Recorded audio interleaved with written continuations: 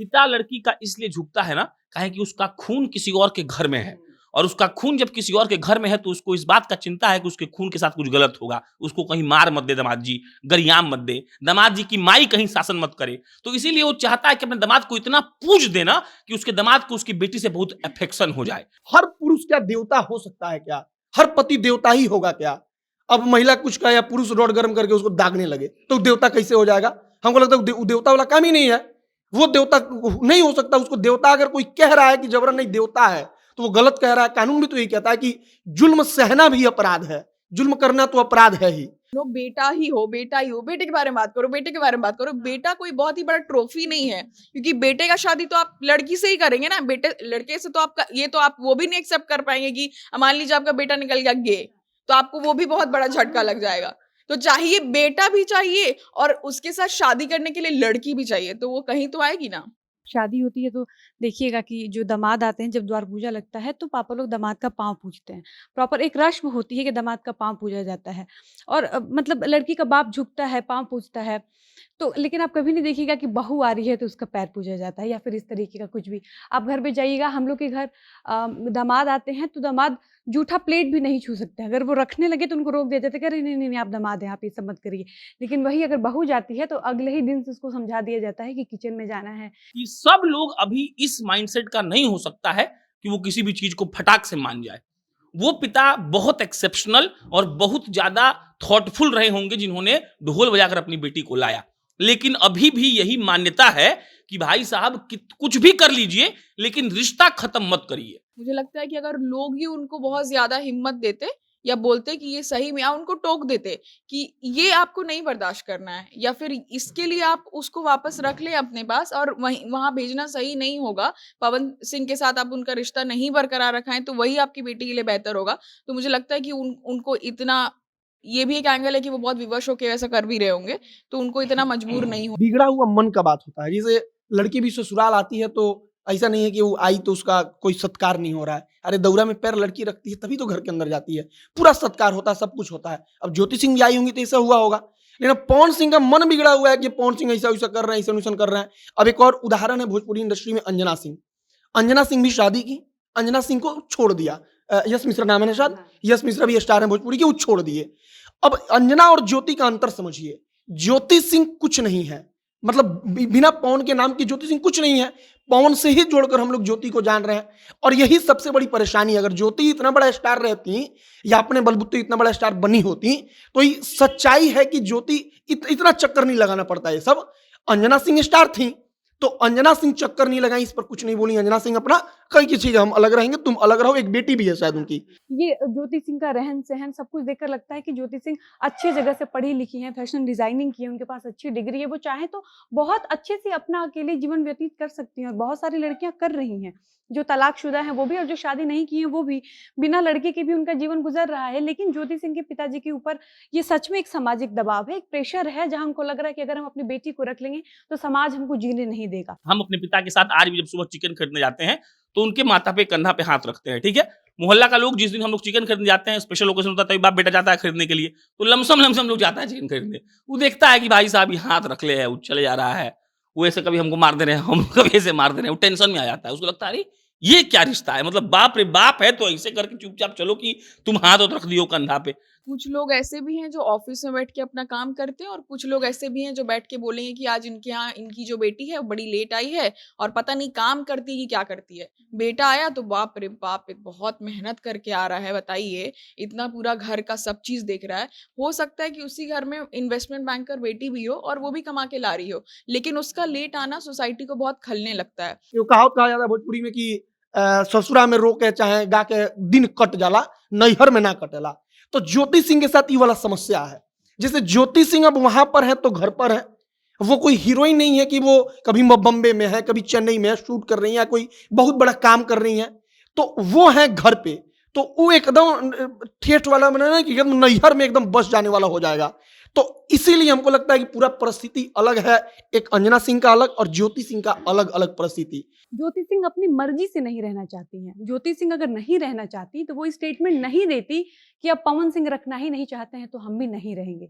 उनको बहुत आत्मविश्वास के साथ बोलना चाहिए था कि हमको इस इंसान के साथ नहीं रहना है, तब ना लगता कि हाँ, आपको लगता है कि मेरे अंदर ये क्षमता है कि हम अकेले भी रह सकते हैं। लेकिन आप बार-बार कहती हैं, ज्योति सिंह का आप कोई भी इंटरव्यू देखिए, उसमें बहुत वो कॉन्फिडेंट होकर कभी नहीं बोलती हैं। एक बेटे का पिता अपने बेटी को उसके ससुराल से ढोल नगारे के साथ वापस अपने घर लाता है, उसकी मायके लाता है और कहता है कि मेरी बेटी ऐसे व्यक्ति के साथ नहीं रहेगी जो उसके साथ मारपीट करता है, उसे प्रताड़ित करता है। दूसरी ओर समाज के दबाव में आकर एक पिता ऐसा है जो कि कह रहा है कि दामाद जी आप अय्यासी कीजिए ना, लेकिन बिटिया से छुपकर ये पैसे लीजिए, रुपए लीजिए, घर बार ले लीजिए, लेकिन मेरी बेटी को आप अपने पास रख लीजिए। सवाल ये उठता है कि ये समाज इतना ज्यादा दबाव एक बेटी के पिता पर क्यों बना देता है कि उस बेटी के पिता के इतने बिगड़े बोल सामने आ जाते हैं और उसके बाद उससे बेटी के पिता को लोग जज करने लग जाते हैं। इसी मुद्दे पर हम आज चर्चा करेंगे, जहां बात करेंगे कि आखिर ऐसी क्या मजबूरी रही होगी कि उस पिता को उस व्यक्ति के साथ अपनी बेटी को भेजने के लिए वो तैयार हो जा रहा है, भीख मांग रहा है, जिस व्यक्ति के साथ उसकी बेटी रहना भी नहीं चाहती है। मगर उसके पहले नमस्कार, स्वागत है आपका हमारे स्पेशल सेगमेंट जिसका नाम है बोलना मना है और मैं आपके साथ वंदना पांडे। प्रशांत, सबसे पहला सवाल आपसे होगा कि कई दिनों से ये खबरें आ रही थी कि ढोल नगारे के साथ एक पिता अपनी बेटी को वापस घर लाता है शादी तोड़ के। दूसरी तरफ पवन सिंह का जो मामला है वो रिसेंटली एग्जाम्पल हम ले सकते हैं कि वहां पर पवन सिंह के जो ससुर हैं वो कह रहे हैं कि हम कुछ भी हो जाए, मेरी बेटी रहना ना भी चाहे, फिर भी हम पवन के पैर पड़ रहे हैं कि प्लीज उसे रख लीजिए। ये क्या संदेश देता है समाज में? अब देखिए, डिपेंड करता है ना। एक ही क्लास में एक बच्चा पढ़ता है जिसके पिताजी मजदूरी करते हैं या कम पैसा कमाते हैं, और उसी स्कूल में एक ऐसा बच्चा पढ़ता है जो कार से आता होगा। बात समझिएगा, सेम पढ़ाई सेम शिक्षक सबको करवाते हैं, लेकिन उसी में से दोनों में से कोई एक होता है जो अपनी मेहनत और अपनी स्किल की वजह से बहुत आगे चल जाता है, और एक होता है जो बहुत काम करके भी या फिर मेहनत करके भी आगे नहीं जा पाता है। तो जो आप ओपनिंग में कह रहे थे उसका जवाब यही है कि समझिए इस बात को कि एक आदमी नहीं होता है कि पहाड़ से कोई आदमी बंजी जंपिंग कर सकता है, कोई घूमने गया हो ऋषिकेश वगैरह तो या कहीं भी, लेकिन हम बंजी जंपिंग नहीं कर पाते हैं। अंकित जी कर गए थे, हमारे मित्र हैं बहुत अच्छे, वो मतलब कूद गए, दौड़ के कूद गए, और मेरा हालत खराब हो गया। सेम 5 उंगली है, सेम माइंडसेट है, सेम जगह से पढ़े हैं, सेम जगह नौकरी की है, सब कुछ सेम किए हैं। तो पता है क्या है, ये प्रेशर वो प्रेशर है ना जो आपका पर्सनल एस्पेक्ट क्या है उसको झेलने का वो डिसाइड करता है। अब आते हैं स्पेसिफिक मुद्दा पर। हमको पर्सनली लगता है कि देखिए, एक बात याद रखिएगा कि सब लोग अभी इस माइंडसेट का नहीं हो सकता है कि वो किसी भी चीज को फटाक से मान जाए। वो पिता बहुत एक्सेप्शनल और बहुत ज्यादा थॉटफुल रहे होंगे जिन्होंने ढोल बजाकर अपनी बेटी को लाया, लेकिन अभी भी यही मान्यता है कि भाई साहब कुछ भी कर लीजिए लेकिन रिश्ता खत्म मत करिए। और इस बात का प्रेशर इतना ज्यादा समाज का है, हम कभी भी किसी भी पर्सनल एस्पेक्ट में किसी भी आदमी को बुरा आज तक नहीं समझते हैं, ना सोचते हैं। मेरा दिमाग ऐसे ही काम करता है।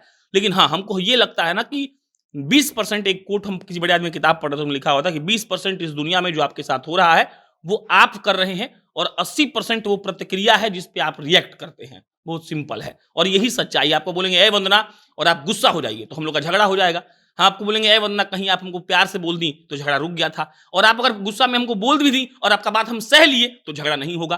तो रिएक्शन डिपेंड करता है कि हम लोग क्या कर रहे हैं। तो ये समाज ये बता के रखा हुआ है कि वो लड़की फिलहाल हो जाती है जो लड़की पति घर से चलाती है। अब बाप माई भाई चाहता है कि उसकी लड़की वापस नहीं आए, इसके लिए वो अपना किडनी बेचने को तैयार है। एक पिता नहीं, हर पिता। उसी में कोई पिता होता है वो सोचता है कि भाई हमारी बेटी हमारे घर रहेगी, हमें कोई दिक्कत नहीं है, वो लंट होता है। बात समझिएगा, हम अपने पिता के साथ आज भी जब सुबह चिकन खरीदने जाते हैं तो उनके माथा पे कंधा पे हाथ रखते हैं, ठीक है। मोहल्ला का लोग जिस दिन हम लोग चिकन खरीदने जाते हैं, स्पेशल ओकेजन होता है, तभी बाप बेटा जाता है खरीदने के लिए, तो लमसम लोग जाता है चिकन खरीदने। वो देखता है कि भाई साहब ये हाथ रख ले है, वो चले जा रहा है, वो ऐसे कभी हमको मार दे रहे हैं, हम कभी ऐसे मार दे रहे हैं, वो टेंशन में आ जाता है। उसको लगता है अरे ये क्या रिश्ता है, मतलब बाप रे बाप है तो ऐसे करके चुपचाप चलो कि तुम हाथ रख दियो कंधा पे। कई लोगों को हम देखे हैं, कई लोग हम क्रिकेट खेलते थे, हमारे पिताजी आते थे, हम छक्का मारने में लगे रहते थे। हम देखे हैं कि हमारे दोस्त थे, देखे कि पिताजी हैं वो लोग झांग में कूद गए, मतलब कूद गए, पानी में कूद गया भाई कि घर जाके बर्बाद कर देगा, बाप उठा के फेंक देगा घर से। और हम आए तो हम हंस के बोले इधर क्या कर रहे हैं जी आप, तो मेरे पिताजी हंसने लगे। तो बात वही है। तो वो मतलब नहीं होता है कि ये एक माइंडसेट तैयार किया गया है उस सोसाइटी के द्वारा जिसका मानना है कि लड़की अगर आ गई तो लड़की में दोष है, और बाप अपनी लड़की में दोष ना साबित करने के लिए इस फिराक में लगा हुआ है कि सब कुछ दे देते हैं दामाद जी को, बस यूं हमारे बेटी को रख ले। तो यही इसका बात है और कुछ नहीं। शांभवी कहते हैं जो बेटियां होती हैं वो माँ से ज्यादा पिता के करीब होती हैं। ऐसे में एक पिता का ऐसा कहना अपने दामाद को लेकर, जिस दामाद के साथ उसकी बेटी भी नहीं रहना चाहती है, कि आप कुछ भी ले लीजिए पैसा रुपया घर बार कुछ भी ले लीजिए लेकिन मेरी बेटी को रख लीजिए। अय्याशी को लेकर वो कहते हैं कि अय्याशी कीजिए ना लेकिन बिटिया से छुप कर, बिटिया तो आपकी पत्नी है, पत्नी कैसे सहेगी कि उसका पति किसी और के साथ बेड शेयर कर रहा है। ऐसे में उस बेटी पर क्या गुजरा होगा जब उसने ऐसा बोल अपने पिता के द्वारा सुना होगा, या फिर समाज के लोग इससे क्या सीखेंगे, क्या आगे अपनी बेटियों को घर पे रखेंगे अगर बेटी ना रहना चाहे ससुराल में तो? मतलब वही बात है कि एक लेवरेज तो मिल ही जाएगा फिर जो लोग गलत कर रहे हैं उनको, कि क्योंकि उनके पास ऐसा हो जाए कि हाँ वही पहले जैसे होता था कि ऑप्शन नहीं है तो लड़की को अब वहीं रहना है।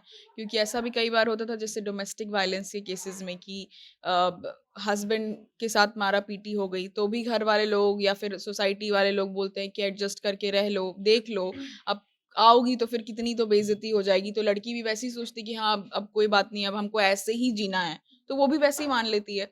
तो ये भी कहीं ना कहीं उसी किस्म का केस है कि जहाँ पे वो सारी चीज़ें जो एक शादी में हो सकता है कि आप नहीं बर्दाश्त करेंगे, शादीशुदा मैरिड कपल नहीं बर्दाश्त करेगा ये सारी चीज़ों को, तो फिर भी वो सोच रही होंगी कि अब फादर जिन्होंने शादी ही कराई, जो एक तरीके से गार्जियन है, जब ऐसा बोला जाता है कि सब कुछ फादर ही देखते हैं, आप उन्हीं से कनेक्टेड हैं, तो वो ही अगर बोल रहे हैं कि नहीं भाई अब आप कैसे भी रख लो, तो एक तो ये दिखाता है कि कितने मजबूर हैं वो, और दूसरा ये भी दिखाता है कि एज अ समाज कितने ज़्यादा लोग अनसपोर्टिव हैं। मुझे लगता है कि अगर लोग ही उनको बहुत ज़्यादा हिम्मत देते या बोलते कि ये सही में, या उनको टोक देते कि ये आपको नहीं बर्दाश्त करना है या फिर इसके लिए आप उसको वापस रख लें अपने पास और वहीं वहाँ भेजना सही नहीं होगा, पवन सिंह के साथ आप उनका रिश्ता नहीं बरकरार रखाएँ तो वही आपकी बेटी के लिए बेहतर होगा। तो मुझे लगता है कि उनको इतना, ये भी एक एंगल है कि वो बहुत विवश होके ऐसा कर भी रहे होंगे, तो उनको इतना मजबूर नहीं होना पड़ता, क्योंकि एक जहाँ पे आप ऑन मीडिया, ऑन कैमरा बता रहे हैं कि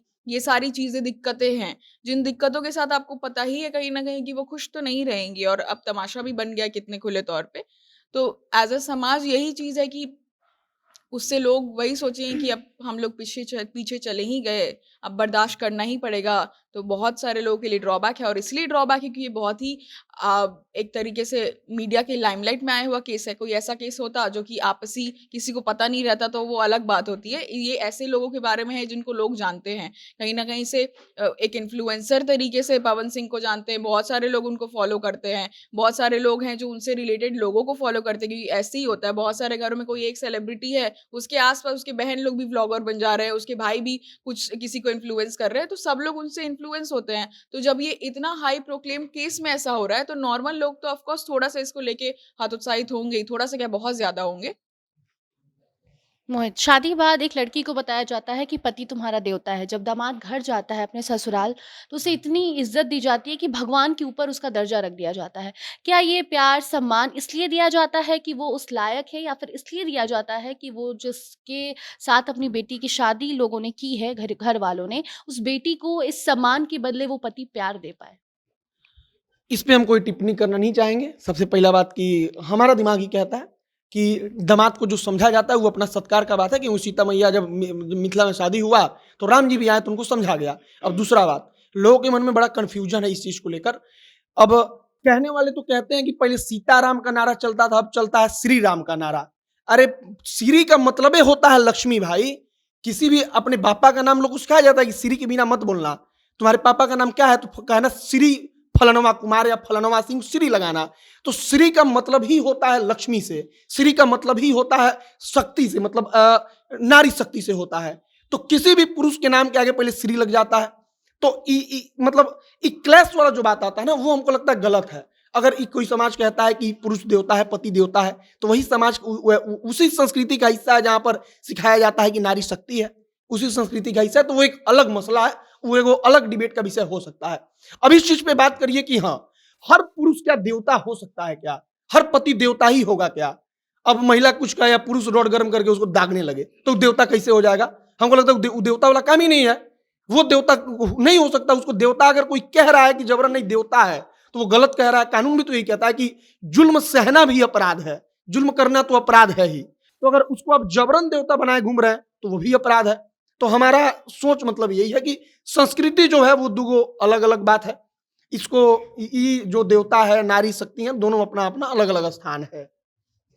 डॉली, शादी के बाद एक बेटी का अपने मायके में भी दर्जा उससे ऊपर हो जाता है उसके पति का दर्जा, या फिर उसके घर में तो उसके पति को वो इज्जत दी ही जाती है, लेकिन अगर वो अपने ससुराल भी जाती है तो बेटी के ऊपर दामाद को रखा जाता है, लेकिन अपने बेटे के ऊपर बहू को कभी उसके ससुराल वाले नहीं रख पाते हैं। और क्या यही वजह है कि इन सब जब भी ऐसे मामले सामने आते हैं तो बेटी का परिवार भी लड़की को कॉम्प्रोमाइज करने को कहता है और ससुराल वाला तो अपनी बहू को गलत बोलता ही है। बिल्कुल। यही हमारी समाज की विडंबना है। आप शादी होती है तो देखिएगा कि जो दामाद आते हैं, जब द्वार पूजा लगता है तो पापा लोग दामाद का पाँव पूजते हैं। प्रॉपर एक रस्म होती है कि दामाद का पाँव पूजा जाता है और मतलब लड़की का बाप झुकता है, पाँव पूजता है। तो लेकिन आप कभी नहीं देखिएगा कि बहू आ रही है तो उसका पैर पूजा जाता है या फिर इस तरीके का कुछ भी। आप घर पे जाइएगा, हम लोग के घर दामाद आते हैं तो दामाद जूठा प्लेट भी नहीं छू सकते हैं। अगर वो रखने लगे तो उनको रोक दिया जाता है कि अरे नहीं, नहीं, नहीं आप दामाद हैं, आप ये सब मत करिए। लेकिन वही अगर बहू जाती है तो अगले ही दिन से उसको समझा दिया जाता है कि किचन में जाना है, इनको ये बना के दे देना, इनको ये बना के दे देना, सबको समझा दिया जाता है। तो ये चीज़ तो है कि जो अपने ही घर में दामाद को जो इज़्ज़त दी जाती है वो बेटी को नहीं दी जाती है और दामाद के घर में बहू को वो इज़्ज़त नहीं मिलती है। ये बात बिल्कुल सही है कि दामाद और बेटी में ज़रूर अंतर किया जाता है। दामाद या बेटी में नहीं, दामाद एक तरफ दामाद में और उनके यहाँ बहू में डिफरेंसेस ज़रूर किए जाते हैं।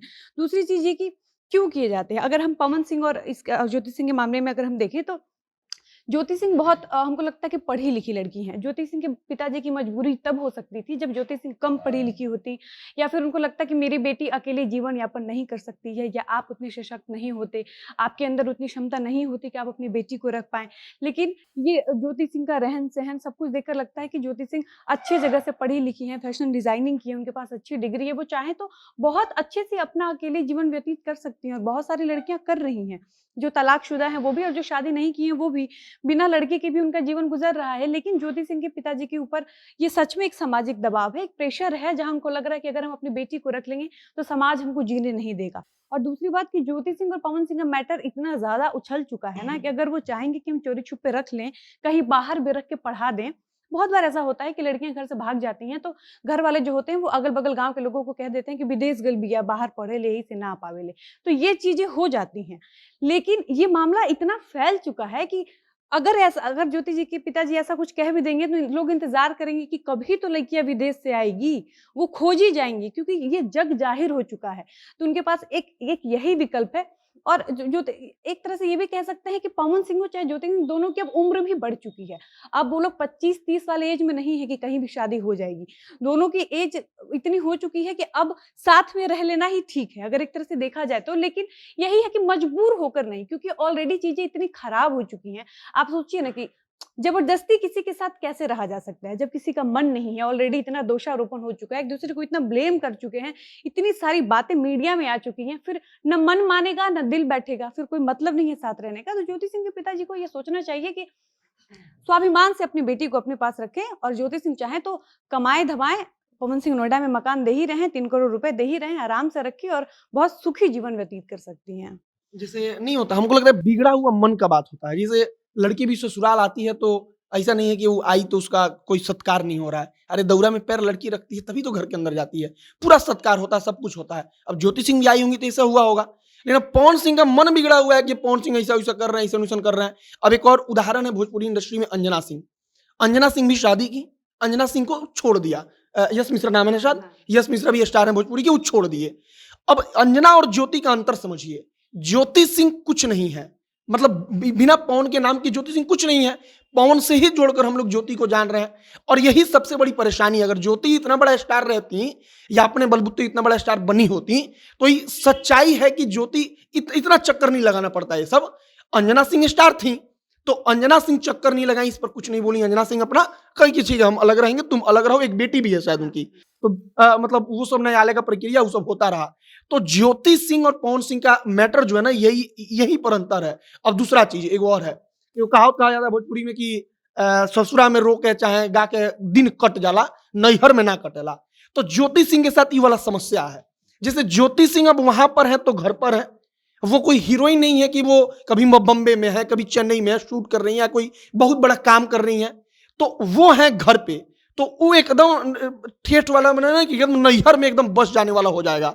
तो इसीलिए हमको लगता है कि पूरा परिस्थिति अलग है, एक अंजना सिंह का अलग और ज्योति सिंह का अलग अलग परिस्थिति। अगर ज्योति सिंह उस मुकाम पे रहती तो ऐसा नहीं होता। प्रशांत, आपको नहीं लगता है कि एक बेटी का पिता खुद को काफ़ी ज़्यादा कमज़ोर महसूस करता है? बहुत ज़्यादा उसको लगता है कि हमको नीचे झुक के रहना पड़ेगा, वो शादी के वक़्त की बात हो या फिर अभी जो ज्योति सिंह के पिता कर रहे हैं। क्योंकि पवन सिंह भी गलत है, ज्योति भी गलत है, लेकिन पवन सिंह के पिता ना झुक रहे हैं, ना कुछ कह रहे हैं। लेकिन ज्योति सिंह के पिता इतना ज़्यादा झुक जा रहे हैं, बावजूद इसके वो जो पवन सिंह है, वो एकदम ऊँचा घूम रहे हैं, उन्हें कोई फ़र्क नहीं पड़ता। तो क्यों एक बेटी का पिता इतना ज़्यादा खुद को कमज़ोर महसूस करता है? नहीं, बात तो मतलब सही है। मतलब ज्योति सिंह, पवन सिंह को छोड़ भी दीजिए, तो बेटी का पिता कमज़ोर होता है भाई। शादी से लेकर और जब तक वो अपना साँस ले रहा है, मतलब बेटी हुआ, तो पिता, हमको लगता है कि बेटी किसी को हो जाता है तो पिता ऐसा नहीं है कि वो कोई ऐसे हो गया, लेकिन वो ऐसे यहाँ पे कुछ बोझ आ जाता है उसको। ये बात जब उस वक़्त तक रहेगा, जब तक समाज लड़की को ज़िम्मेदारी समझेगा। लड़का को कभी ज़िम्मेदारी नहीं समझा गया है। लड़का को लिया गया है एसेट के तौर पर कि भाई साहब ये हमको कुछ देगा। तो हम वही कह रहे थे कि लड़की जब आती है तो उसको लायबिलिटी समझ लिया गया। लड़का पैदा हुआ, एसेट आया, तो उस वक्त पिता ये सोचा कि अरे भाई साहब क्या करेंगे हम अपना जमीन बेच के बेटा को पढ़ा देंगे, हमको लौटा देगा। लेकिन लड़की आई तो वही सोचा कि उसको अब अभी के समाज के हिसाब से उसको पढ़ाएंगे भी और दहेज भी देंगे, और दहेज देंगे और विदा भी कर देंगे। एक और बात समझिएगा, पिता लड़की का इसलिए झुकता है ना, काहे कि उसका खून किसी और के घर में है, और उसका खून जब किसी और के घर में है तो उसको इस बात का चिंता है कि उसके खून के साथ कुछ गलत होगा। उसको कहीं मार मत दे दामाद जी, गरियाम मत दे, दामाद जी की माई कहीं शासन मत करे। तो इसीलिए वो चाहता है कि अपने दामाद को इतना पूज देना कि उसके दामाद को उसकी बेटी से बहुत अफेक्शन हो जाए। तो इसमें कोई डाउट नहीं है कि आज का सोसाइटी, आज का परिदृश्य है वो यही कहता है कि लड़की को कुछ नहीं समझा गया, और लड़की का बाप अपने बेटी के सलामती के चक्कर में सबका ऐसे सलाम करता रहा।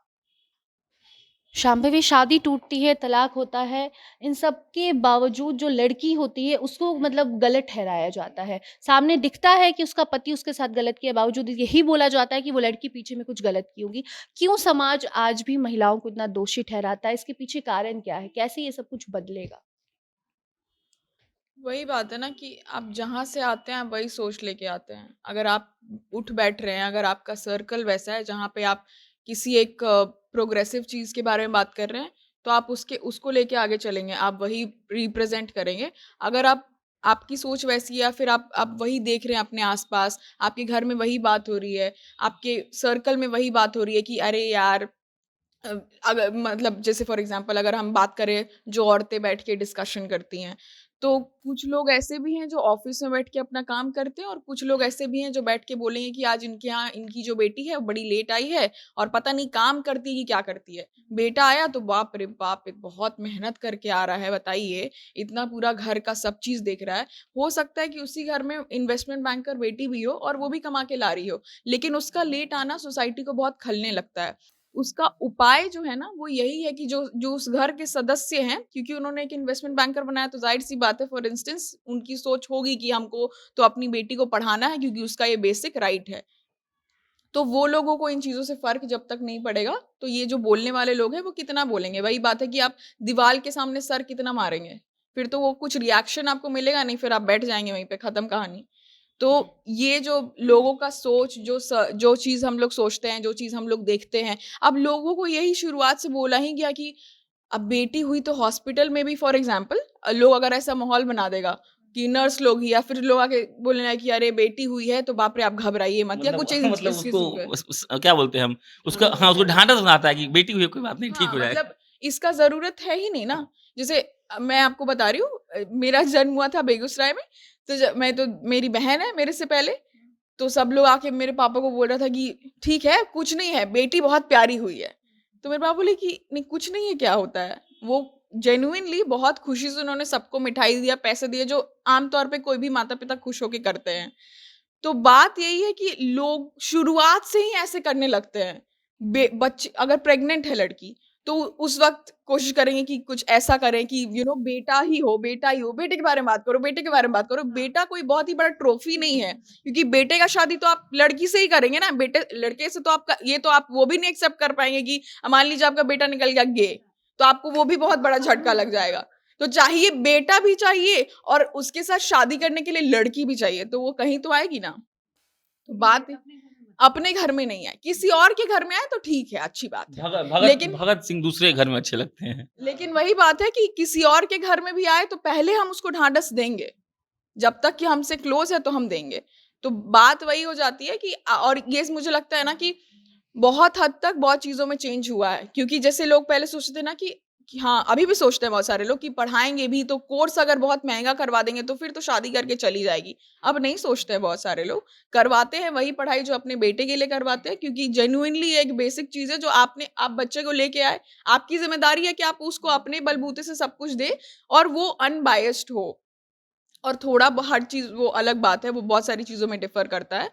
तो जेन्युइनली इट कम्स कि आप कहाँ से आ रहे हैं, आप क्या पढ़ रहे हैं, आप कहाँ पे जा रहे हैं, समाज में आपका कहाँ उठना-बैठना है, बहुत फ़र्क पड़ता है। क्योंकि क्यों लोग बोलते हैं कि हम किसी एक चीज़ को देख के इन्फ्लुएंस होते हैं, क्योंकि हम अगर अच्छा कुछ देख रहे हैं तो ज़ाहिर-सी बात है हम कहीं एक बैक ऑफ द माइंड कुछ तो उससे चेंज होता है। ऐसा तो नहीं है कि जो सोच हम लोग ही फॉर एग्ज़ाम्पल इस टेबल पे बैठे जितने भी लोग हैं, जो सोच वो बचपन से लेके आ रहे हैं वो कभी चेंज नहीं हुआ होगा। उस वक़्त लगता है कि नहीं ये कभी नहीं चेंज हो सकता, पर ऐसा कुछ नहीं है। Change is the only constant thing और यही होगा ये सारे लोगों के साथ भी, चाहे वो मोहल्ले में बैठ के डिस्कशन करने वाले अंकल लोग हों, जो खुद बैठे रहेंगे बच्चे लोग को ताड़ना, टेक्निकली वो लोग भी ईव टीजिंग कर रहे हैं। लेकिन वो लोग बोले कि नहीं हम आपके लिए भलाई के लिए बोल रहे हैं कि देखिए आपकी बेटी जो है लेट आ रही है, स्कूटी बहुत स्पीड से चला रही थी, तो बहुत गड़बड़ की बात है और आज तो एक लड़का भी छोड़ने आया था।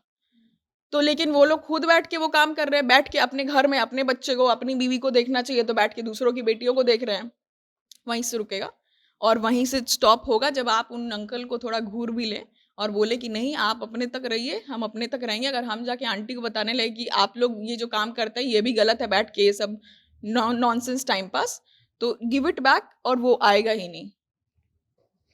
डॉली, ज्योति और पवन सिंह का जो मामला है, इसमें ज्योति सिंह पवन सिंह के साथ रहना नहीं चाह रही हैं, बावजूद इसके परिवार रखना चाहता है, वो कोई भी कारण हो। ऐसी कई लड़कियां हैं जिनके साथ ऐसा होता है, वो नहीं चाहती हैं शादी के बाद अपने पति के साथ रहना, लेकिन वो समाज के जोर जबरदस्ती के कारण रहती हैं। ऐसे में उन लड़कियों को क्या करना चाहिए जिससे कि अगर वो नहीं चाहती हैं तो वो ना रहें? देखिए, आप कहें कि ज्योति सिंह रहना नहीं चाहती हैं, तो ज्योति सिंह इसलिए नहीं रहना चाहती हैं क्योंकि पवन सिंह रखना ही नहीं चाहते हैं। यहाँ बात तब ये होनी चाहिए थी कि ज्योति सिंह अपनी मर्ज़ी से नहीं रहना चाहती हैं। ज्योति सिंह अगर नहीं रहना चाहती, तो वो स्टेटमेंट नहीं देती कि अब पवन सिंह रखना ही नहीं चाहते हैं, तो हम भी नहीं रहेंगे।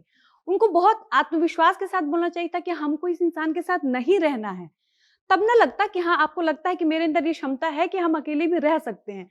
लेकिन आप बार-बार कहती हैं ज्योति सिंह का आप कोई भी इंटरव्यू देखिए, उसमें बहुत वो कॉन्फिडेंट होकर कभी नहीं बोलती हैं और हमको लगता है उन्हीं की वजह से उनके पिताजी भी बहुत मजबूर हो जाते हैं। अगर आपको लगता है कि आपका पति अच्छा व्यक्ति नहीं है, आपके साथ मारपीट किया, आपके साथ गाली-गलौज किया, हमको नहीं पता कि पवन सिंह ये किए होंगे कि नहीं, इसका कोई सबूत नहीं है, लेकिन अगर ज्योति सिंह कह रही हैं और अगर वो पवन सिंह का प्रताड़ना झेली हैं, तो उनको तो सोचना भी नहीं चाहिए कि वो उनके साथ कभी रह पाएँगी।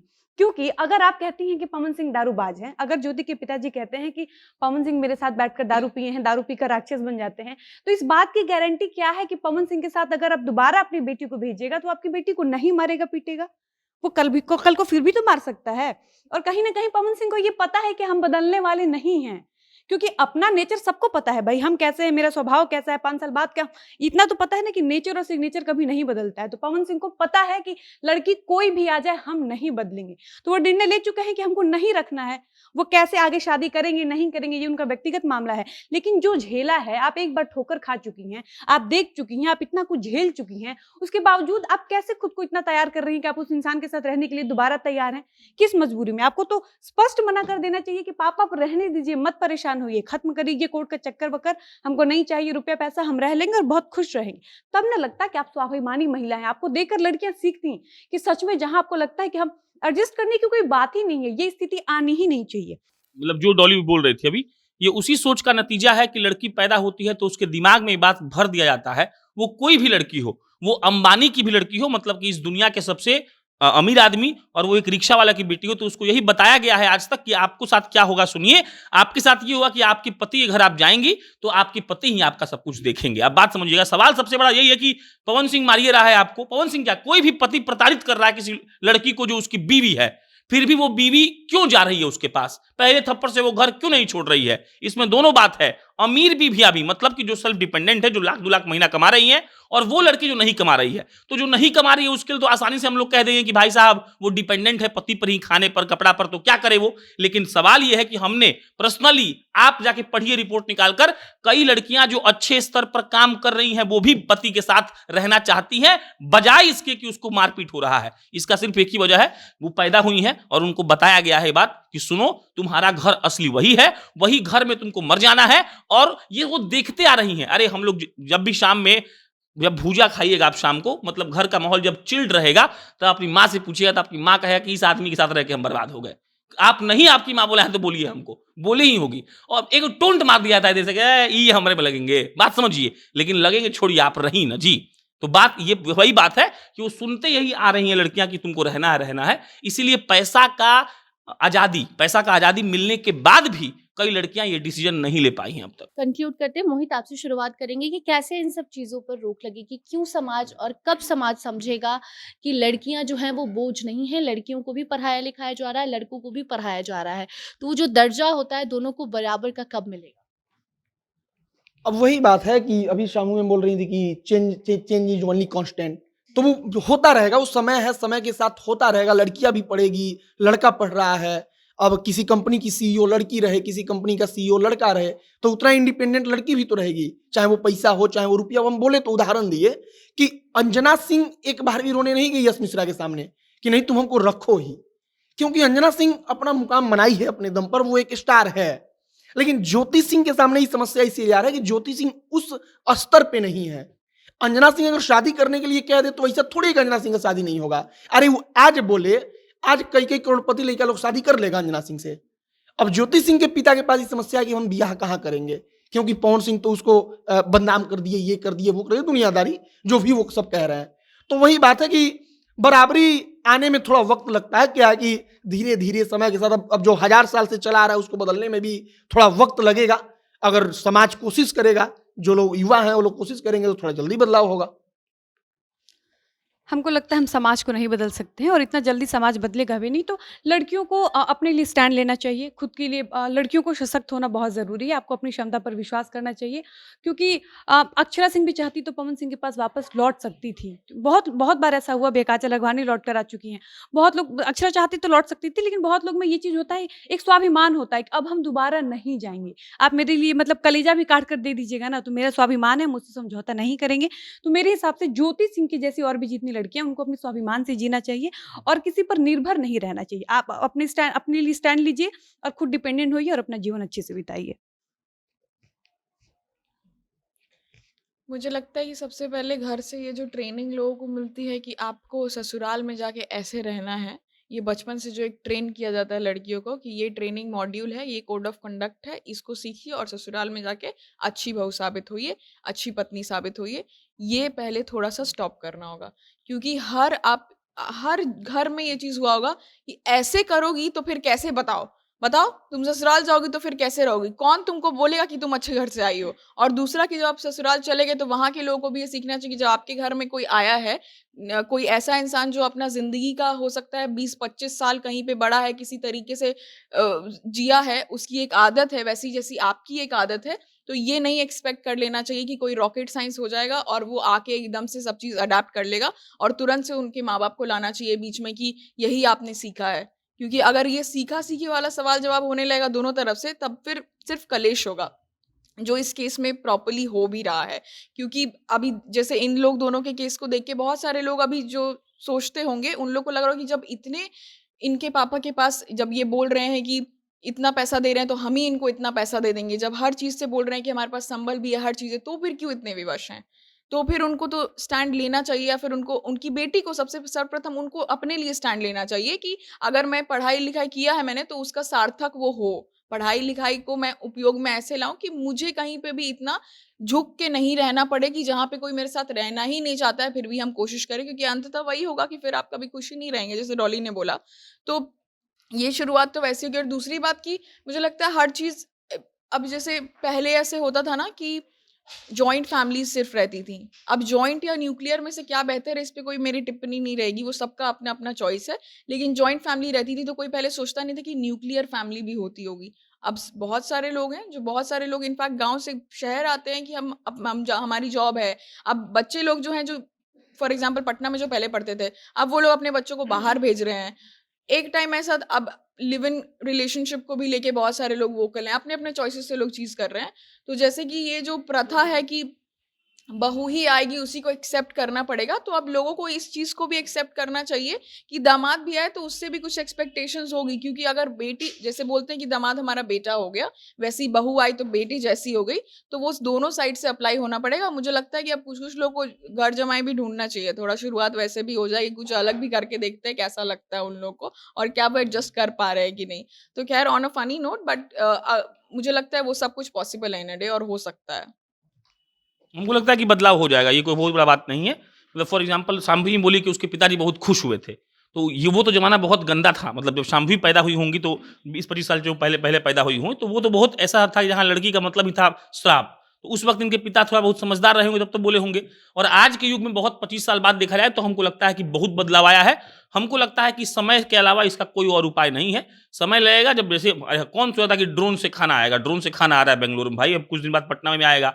तो वही बात है। इसके अलावा हमको ये भी लगता है कि इसके लिए लड़कियां खुद जिम्मेदार हैं, इमोशनल होती हैं लड़कियां। आप गौर करिएगा, आपके पिता जब आपकी माँ को डांटते हैं, पर्सनली सबको, हम अपने आप को ही बोल रहे हैं बात, तो हमारी माँ ये देखती है कि पिता जब ज्यादा गुस्सा ना हो। हमको ऐसा लगता है कि मेरी माँ को ऐसा नहीं करना चाहिए। हमको ऐसा लगता है कि अगर आपको कोई लड़का, आपका बॉयफ्रेंड, आपका पति, आपका बेस्ट फ्रेंड, आपका दोस्त, वो अब हमको लगता है जेंडर छोड़ दीजिए, वो लड़का हो लड़की हो कुछ भी हो, आप और आपको वो जेंडर आपको तकलीफ दे रहा है और आप उसके साथ हैं तो आप दोषी हैं। हमको कोई रीजन से मतलब नहीं है। अगर कोई लड़की हमको रोज गाली दे रही है और हम उस लड़की के साथ हैं तो हम गधा हैं। हम अपना लाइफ, मेंटल पीस, करियर बर्बाद कर रहे हैं। हमको चाहिए कि हम कोशिश करें कि वो रिश्ता ठीक हो, और जिस वक्त हमको ये समझ में आए कि नहीं ठीक हो सकता है, हम वहां से उठकर चले जाएंगे।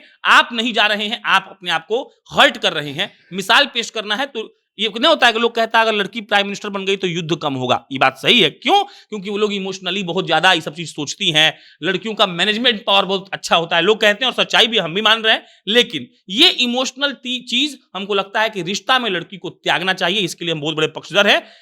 हम लोग बहुत बात किए हैं कि वो लड़का आपको पहली बार गाली दे, पहली बार रे बोल दे, पहली बार गाल पे मार दे, उस दिन रोक दीजिए। हम लोग बहुत बार बात की है, लेकिन हम गारंटी दे रहे हैं कि मैक्सिमम लड़कियां नहीं रोक पाती हैं। और यही रीजन है कि उस लड़के को ये लगता है कि बे कुछ नहीं करेगी, क्या हो जाएगा, एक बार की है एक बार और सही। तो आप उसको छोड़ दीजिए, और छोड़ेंगे ऐसे ही इंडिपेंडेंसी आएगा। और फिर हम रिपीट कर रहे हैं, इससे भी बड़ा वजह बनेगा समय। थोड़ा समय दीजिए। हम बोल रहे हैं बाप हॉस्पिटल को नहीं, बाप राज्य समय फूल और मिठाई बंटवाएगा लड़कियां होंगी तो। समय ये भी था कि लड़कियों को कहा गया कि आप हम घूंघट में रहिए। आज समय है कि घूंघट उतर चुका है, 90% घूंघट उतर गया है, 10% बचा है। और आज से 20 साल बाद घूंघट फूंघट छोड़िए, वो दिन भर प्रोफेशनली कपड़ा पहने घूमते रहेगी, और ये गर्व का बात होगा, बुरा नहीं होगा। जो भी दर्शक देख रहे हैं, आप इस मुद्दे पर क्या कुछ कहना चाहते हैं, कमेंट सेक्शन में जरूर बताइए। अगले हफ्ते नए मुद्दे के साथ आपके सामने हम हाजिर होंगे। धन्यवाद।